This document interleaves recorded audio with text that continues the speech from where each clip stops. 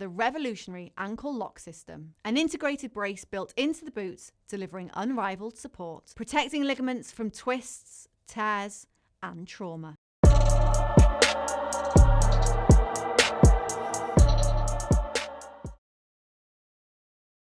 Matt Lenihan for Boxing Social in association with Empire Fight Store and our Kings. Dan Rafael back on the channel. Dan, I appreciate you jumping on. How's things over there, mate? Everything is good. We got a little bit of a, let's call it a slow week this week. Yes. We've just come back off what was built as fight of the decade in terms of Canelo and Crawford, and a lot of interesting stories and topics that are coming off that, a debate on where obviously Terence lies with the all-time greats, what's next for Canelo, etc.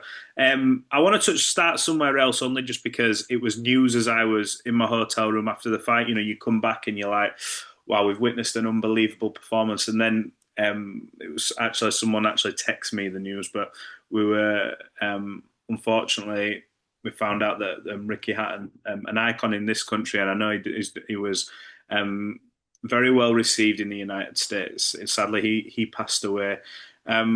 Sort of, what was sort of your fondest moments of Ricky Hatton? You've covered the sport a hell of a long time, and I think one of the things that stuck out for me is, and it was something Eddie Hearn said, Ricky Hatton was pre-social media, and he had over 20,000, 25,000 go to the MGM for the Floyd Mayweather fight, Manny Pacquiao, other fights, and he had this affinity with the everyday man in the street to say, you know, we will go out there, united, like the whole of the United Kingdom, and you had everybody going there. MGM fits 18,000, and they went and drunk the place dry. And what's your sort of memories of Ricky Hatton covering the sport over the however many years? I mean, I was like you. I found out about it after the Crawford Canelo fight. I was still awake after the fight. I hadn't gone to bed yet when the news came across my social media. I was extremely bummed out about that because, I mean, we all knew that Ricky's had his problems and his issues, but based on his announcement that he was going to end the long retirement and have that fight against a novice professional that was supposed to take place at the end of the year in the Middle East, and I saw some of the training videos they'd put up. Like, my impression was, at the very least, like, he seemed like he's in a good spot. So it made it even more upsetting and sort of surprising that what happened had happened. I mean, we still, I guess, don't know officially what the cause was, but it was just a real bummer because everybody loved Ricky, basically. I mean, whether you're a British fan or you're an American boxing fan or you're other fighters, media people, promoters, like, you can't find people that say bad about Ricky Hatton because he always brought a good attitude and a fun-loving quality to him. And as you said, the fans that he brought were just unbelievable. You talk about the Mayweather fight, so you say my fondest memories. I mean, I have a lot of them because I had the opportunity to cover 6 of Ricky's fights that took place in the United States. I first met him in 1998, I guess it was. He fought on the undercard. He was a young kid. He was like 7-0 or 6-0. He fought on the undercard of Prince Nassim Hamed against Wayne McCullough that took place in Atlantic City. And that was during the period of time where I was on a 4-month loan from my newspaper in upstate New York to USA Today. And it was the first, HBO card of what became like 275 HBO cards or something like that I covered. So I remember meeting him and some of the other undercard fighters during that fight week when I had gone to cover that nice kid, talking about how, he's going to be a future world champion. And, a lot of fighters say that, and you're like, okay, well, good luck to you. And, he accomplished it. But the Mayweather fight in particular, and I had been there in Boston when he made his American debut, in terms of not his debut, but his debut on his HBO contract in his first world title fight in the United States. That was a big event. I remember there was a big crowd in the arena in Boston. And, he would always come into Blue Moon and they're singing their hearts out to that. But the Mayweather fight was like, I've been asked many times, like, the greatest fight weeks or atmospheres. That's way up there near the top few of all time. Because like you said, they came in force. The Grand Garden Arena holds about 18,500 or 18,000 or so for the fight. They talk about 25, 30,000 people from the UK came to Las Vegas to celebrate and party and enjoy themselves. Obviously, they couldn't all get tickets. I'm sure many of them went to watch on closed circuit. But the thing that always stands out to me, so I was doing a lot of Sports Center stuff. That was during my time at ESPN. So I was doing some morning Sports Center for the East Coast. So I was up very early on the West Coast to do like a 8 a.m. hit in the East, I'm up at 5 a.m. So you come down the elevators, if you've been to the MGM, you're in that little area by the fountain, which they've actually taken away now at this point, but it's right by that lobby bar. And so the thing I remember is that bar, whether it was 5 o'clock in the morning when I'm going down to the arena to do my television assignments, or you're coming back up to your room and it's 12 o'clock in the afternoon, or you're coming down for something in the late afternoon, a press conference, or it's dinner time, or it's the late evening. Like that bar was like 6 people deep for beers and drinks 24 hours a day the entire time. And I do remember at one point, Billy Graham, who was, Ricky's trainer for a long time, he was there holding court at times. There was just such an unbelievable atmosphere. Not just, a lot of times for major fights, you get that sort of excitement and atmosphere. It's like a couple of days. This was like for like 4 days in a row leading up to the fight, 24 hours a day. There was nobody wanted to do anything but talk about the fight. And everybody at that time, Ricky was undefeated. He was the champion at junior welterweight. He's coming back to welterweight where he had held a title. Floyd was undefeated. Obviously, he was considered the pound for pound king. And a lot of people are thinking, okay, the winner of this fight's pound for pound. And it was just like a mania. It was as exciting and exhilarating as a fight week as I can remember. And the Pacquiao fight, even though obviously Ricky got defeated and knocked out by Floyd, he had regenerated himself with some wins after that.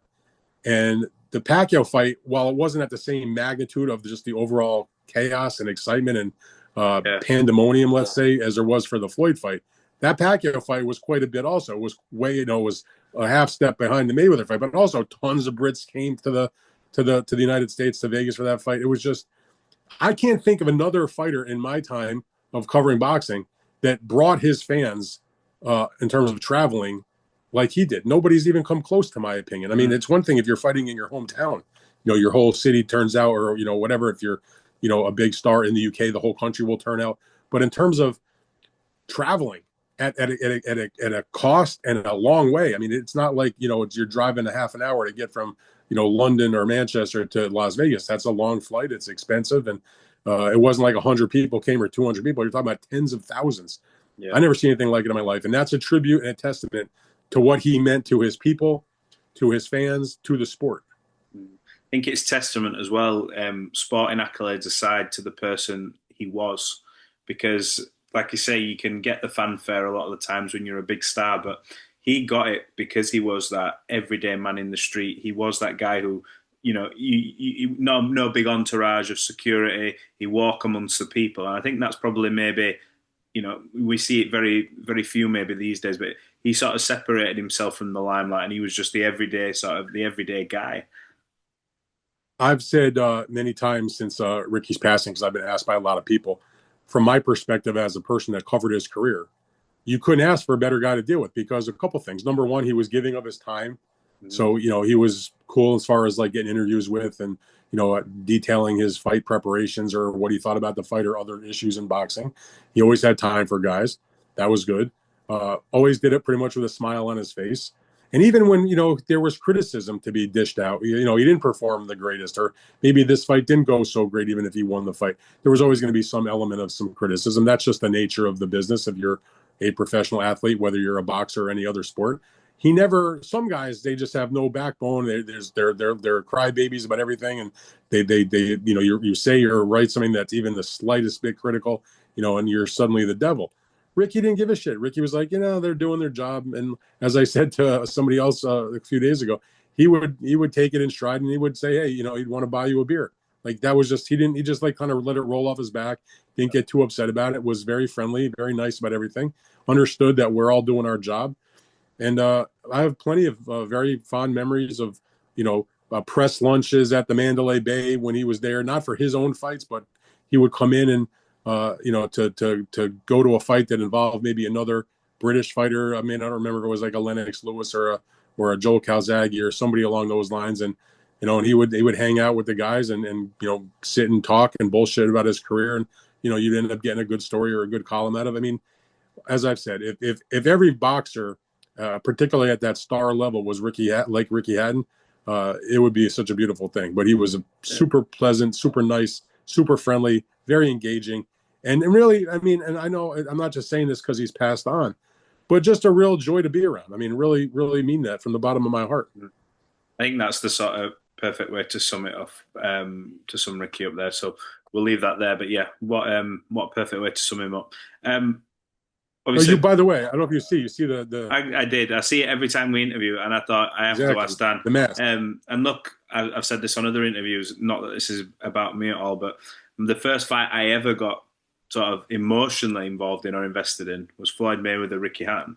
I knew a little bit about boxing, but I wasn't intrigued. Like football over here is my sport. It's what I was involved in. But I saw the 24/7 clip of Floyd going at Ricky, and I was just like, what's this? Who the fuck is this guy? Like that really helped build up that fight massively. I mean, similar to the way that 24/7 creation, it kind of got played out a little bit at the end, but with building up Floyd against Oscar, which was the very first edition they did, building up Floyd against Ricky Hatton was tremendous. Brilliant. They did it for Manny Pacquiao and Ricky. I mean, really superb. Yeah, I'm going to say, if it wasn't for that, I'm convinced I would have never have had the level of interest, because that's when you get introduced to, obviously I knew a bit about Ricky, but then it's like, holy shit, Floyd Mayweather's an incredible fighter. Let me go watch his career from the start to this point. And then you go from him to the fighters in the UK. So yeah, look, that was a big catalyst for me, was that fight. So yeah.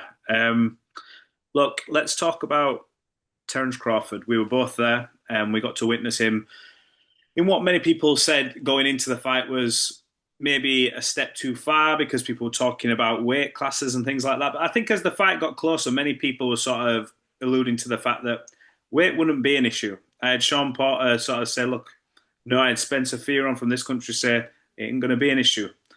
They got it bang on the money, and what we saw was a very, very good performance from Terence Crawford, who is now undoubtedly, I think, in many people's eyes, pound for pound number one. Yeah, I understand that. I mean, I never really thought it was a bridge too far in terms of the weight. In the end, I picked Terence Crawford to win the fight, partly because of his overall brilliance, partly because I have felt for the last little bit that Canelo has slipped a little bit. And you know, if one guy is still at a certain level and the other guy's slipping a little bit, and you feel like the weight's not that big of a thing, I always felt Crawford, whatever the weight was, he's going to be faster. He's going to be slicker. He's better in various parts of the game. He's shown a good chin, even though obviously he was going to be moving up to weight classes. But Canelo hasn't shown the type of punching power in the last couple of years that he's had previously. So, you know, I just thought it was a great performance from him. I mean, it wasn't the route that a lot of people seem to think it was. I had some people that were saying, oh, this is like a 10-2 kind of fight. I didn't see it like that. I mean, for me, and I had it like a few other people that I know, and the judges had it really close. You know, I had it even going into the round after the 10th round. And then, you know, whatever you thought of the result, at the end of the day, Terence Crawford went out there and did his job in the championship rounds, and he clearly was the winner of round 11, which might have been his best round of the fight, and round 12, and he wins the fight. Now, I mean, you know, if you want to tell me it's 8-4, I can see an outside at 9-3, but to me, that's a 7-5, 8-4 kind of fight. I can't find anybody that says that Canelo won. You don't find anybody that says it was a draw. It was Canelo did not win that fight. Terence Crawford won that fight, but it was competitive for those, you know, for most of those rounds. And in the end, you have two future Hall of Famers doing their thing. It wasn't like Canelo fought a bad fight. He just got out skilled and out fought down the stretch. That was the surprise to me. Not that Crawford was the winner, but the way he went about being the winner. Because the way he got the victory by winning those last two rounds, whatever you think of the cards, the way he won was by winning rounds 11 and 12 on the scorecards, on all three scorecards. And so the way he won those rounds was because he went there and he didn't box. He didn't try to pity pat and move and land a shot and get away. He stood there and fought the man. He was walking Canelo Alvarez down in those last two rounds. He was on the offensive. He was the one that was dishing out the bigger shots and landing the cleaner shots. And that's what won him, because of that aggression and because he was the guy that was landing the cleaner, harder punches over those last 6 minutes. That was a little bit of a surprise. Yeah, I was going to say that was my big takeaway. The fact that I think the big sort of thing going into it was that he will use his skills to negate space, move around, distance control. But he was stood in the. He did that a little bit. But he was stood in the, like you said, he was, which you'd expect, but he stood in the pocket. Like he's not moving anywhere from him. He's using his head moving. He's not being stupid, but he's not necessarily moving away from Canelo. Like you said, he's walking quote unquote, bigger man down and forcing the action rather than going off, reacting to Canelo's attacks. So I think it was such an impressive display. But it sort of begs the question now, when you've a three-time undisputed champion, I know money's important, financials, we always talk about that. His legacy is intact regardless. We'll start with Terence. What does a Terence Crawford do now? Like, what's the next thing that he does? Because you look around and go, is the only way that he really gets that, maybe that ultimate chance, if he goes up again? And do you say, what do you do? I don't quite. Yeah, I mean, he was asked those questions at the press conference. He made two things clear. One, he's not going back to 154, and I say that because some people suggested about possibly pursuing a fight with Ennis, who has his debut in the weight class coming up. Yeah. That's probably unlikely. He's not going to go back down in weight. And I mean, no disrespect to Ennis, but Ennis is a guy that's known within the diehards of boxing. He's not in any way known beyond the boundaries of the hardcore boxing fan. So yeah. I don't know if that makes sense for a lot of different reasons for him. Not to say I wouldn't, as a boxing fan, enjoy watching the fight. So, yeah. But I don't think he's going back to 154. He was asked about like a Benavides at 175, and he acknowledged like that guy's really big. I mean, that's maybe a bridge too far. He already went up to two weight classes to fight Canelo at 68. So it feels to me like he can either stay at 168 and defend this championship and look to the same types of names that were being thrown around as the types of guys that would have been in the mix for Canelo had he won the fight. And he's going to have mandatories. Obviously, that's the first thing they'll have to look at. I mean, I don't know if he's not going to necessarily keep the belts if he's forced into a mandatory. He doesn't need the belts at this point, but there might be something appealing to him. For example, and Billy had a great fight on the undercard, although he's been ordered to fight a rematch in that fight. Mm-hmm. That was, tight, like fight of the year against Lester Martinez, candidate for fight of the year. So he can look at the organization and see what the mandatory situation is, number one. He can look to the other guys that were in the mix for Canelo. There's Hamza Shiraz, who was actually at the fight, who I actually got a chance to sit and meet and talk to a little bit on Thursday night at the Turkey Al Sheikh's DAZN card. That was their new series, The Underdog. Mm-hmm. He was there thinking like, okay, if Canelo wins, I'm next up for Canelo. So there's no reason why he couldn't necessarily be next up for Crawford. There's also the name that's been come out has been broached as maybe see how the November fight goes in the rematch between Chris Eubank Jr. and Conor Benn. The winner of that fight might be a guy that he could tangle with. So there's that. And then there's, I guess, a slight possibility that there'll be a rematch with Canelo. I don't know if we need to see that. Another possibility would be that he goes to 160, which that would sort of interest me, not because it's big names or big superstar fights, but I'm a historian of boxing, and the notion that he could go to the middleweight division and win a title in a 6th weight class is intriguing to me. That means fighting either Lara or Carlos Adames or the unified champion Janibek. Those are none of those are bad fights. They'd be okay. Maybe he stays there and he fights, a couple times or whatever, tries to become undisputed in that weight class. That'd be unprecedented to be a 4-time undisputed in the 4-belt era. I mean, that's crazy history right there. And then there's also the possibility that he made a shitload of money. He's made great money over the last several years. And at his age, he's going to be 38 years old next week. You know what? Maybe he decides, I got my health, I got my wealth, I'm good, and he retires. I think that's a slight possibility also. I mean, he doesn't have to fight ever again. His position in history is what it is. And like I said, he's healthy and he's got his money. So, you never want to overstay your welcome in boxing. And so if he did retire, I would just say wish him well, because that'd be what a great way to end your career on that type of victory against Canelo Alvarez, a historical type of win, and walk away into the sunset. But those are the, it ain't that complicated. Like, we know who's out there. Yeah. It's in terms of the flip side to that, then Canelo, obviously, he's hinted, look, it's not the end. I'll fight on. I think I heard him say in the press conference that maybe he alluded to the fact, look, my body didn't really make excuses, I've got to say. But he said, look, my body didn't really allow me to maybe do what he wanted to do at certain points in the fight. But what's an appealing fight for Canelo? I know Hamza Shiraz, I think Frank Warren's come out and said today they think they'd still like to make that fight, Canelo and Hamza, right. And maybe that's Hamza's maybe looking at that and Frank going, this is maybe the right time for Canelo now. Yeah, I don't disagree with that. I think first of all, I don't think Canelo's retiring. And second of all, I would say, even though my personal viewpoint is that he has been on a little bit of the slide for the last few fights, uh, there's no embarrassment to being in a competitive fight against Terence Crawford. Just because he lost to a great fighter like Crawford does not mean that he can't still win against good quality fighters that are just not at the superstar elite level of a Terence Crawford. Mm-hmm. So if it was a Hamza Shiraz, there's nothing wrong with that. And, Hamza Shiraz could have an opportunity to prove himself against a much bigger name than anybody he's ever faced before. At the end of the day, it's going to be a decision that Canelo has to make with Turki Al-Sheikh, who still has 2 more fights with Canelo. They're supposed to be in Saudi Arabia. And if they decide that the best course of action is to go that route, there's nothing wrong with him taking on a good quality name.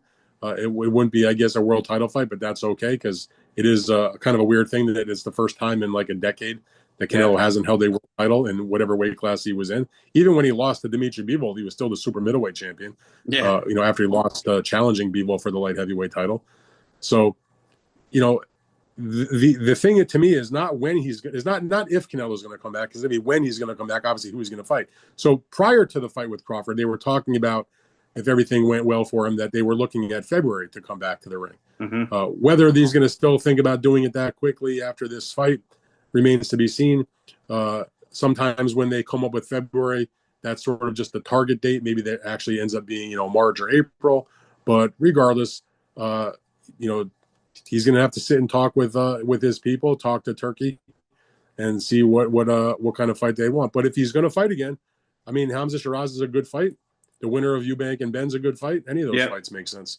Yeah, if it is the winner of Eubank Ben as well, there's a chance that he may get to fight in the UK. And I know he's already said he wants to fight in the UK. Whether the money's there for that, who knows? But it's under the. I mean, those fights were supposed to be in Saudi Arabia, but they can change their mind and do it wherever. 100%. Let me just ask my time on this for some reason straight out. Floyd Mayweather, I saw in an interview, has hinted that they're in talks potentially. I know Floyd knows the media game very well, so he knows it gets people talking. Allegedly an exhibition with Mike Tyson coming up, but it's hinted at a return professionally. Thoughts on that, Dan?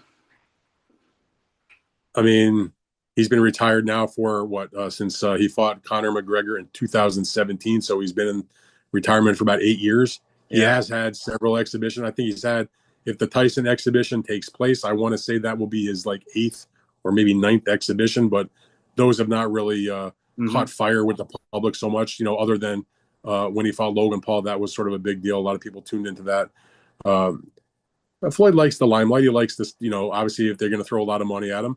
But I kind of always figured when he actually retired at 50-0, such a beautiful round number. It is. And even when he got to 50-0, when he got to that number, he had come back from a 2-year retirement. He'd beaten Andre Berto, and then he came out of the retirement to do the Conor McGregor fight, which was obviously, as he talked about, it was like a bank robbery because it was easy work for a shitload of money to beat a guy that wasn't even a professional boxer. If he decides to come back again, I don't really see what the reason is. I hope that Floyd's not hurting for money. I just don't see the need for it. It wouldn't frankly interest me that much because he's not going to fight a top guy. And I wouldn't want to see him fight a top guy. He's 8 years removed from the sport. Do you not look at Manny Pacquiao, who's returned, who went in against Mario Barrios? Do you think he had a look at that and goes, maybe I could fight Barrios, maybe I could give it a go? And maybe that's part of it. I mean, the difference obviously is that Manny was out of the ring for a lot less time than Floyd Mayweather was. That's significant. I mean, I hope this doesn't lead to some stupid discussion of doing a rematch between Floyd and Manny, because that I have literally less than zero interest in that. I remember what you said. I can't remember the words you said, but you said you'd rather set yourself up fight than watch that rematch. Exactly. I mean, I would say right now it's idle talk, and Floyd sort of spitballing, seeing what's out there. And this whole thing they announced with this Mike Tyson Floyd Mayweather exhibition bout, the way that was announced was very clear to me that they may have signed to do the fight, but it's contingent on them actually having a platform on which to do it that will pay them money. And I don't think they have a deal yet for anybody to show it. So it's still a matter of if that actually will take place. So I'll believe it when I see it. And frankly, I don't see there being a lot of interest in that. Not because they're not two incredible names and two all-time legends and two great fighters and, have tremendous amount of fans and history in the sport. But we all know what Tyson's got left, and that's absolutely nothing. We, if they announced Mayweather versus Tyson before we saw Tyson get completely exposed by Jake Paul, I could understand there being interest. But he went in the ring with Jake Paul and had 8 rounds where he couldn't do anything. I know that was technically an official fight. So what makes you think he can do anything against a Floyd Mayweather even 8 years in retirement? I mean, it's just a bad idea all around. I mean, you know, you want to do Mike Tyson against Floyd Mayweather, go get yourself a boxing video game and line them up. But, you know, I don't need to see that. Retirement, I wish Pacquiao would have stayed in retirement. I hope Mike stays in retirement. I hope Floyd stays in retirement. You know, their days have passed. Absolutely. Well, look, we'll end it there, but I appreciate you jumping on. Remember, everyone, as well, there will be a link, as always, in our description. Fight Freaks Unite, Dan's newsletter, regularly updated. Click on there, like, subscribe, share. You'll get all the up-to-date news, as well as, obviously, the interviews we do on Boxing Social. But, yeah, Dan's your man, and make sure you do click that link. Appreciate it once again, bud. And, yeah, we will catch up very soon once we get a few more announcements and a bit more breaking news. All right, Matt. Sounds good, my man. Appreciate it. Appreciate it. The revolutionary ankle lock system, an integrated brace built into the boots, delivering unrivaled support, protecting ligaments from twists, tears, and trauma.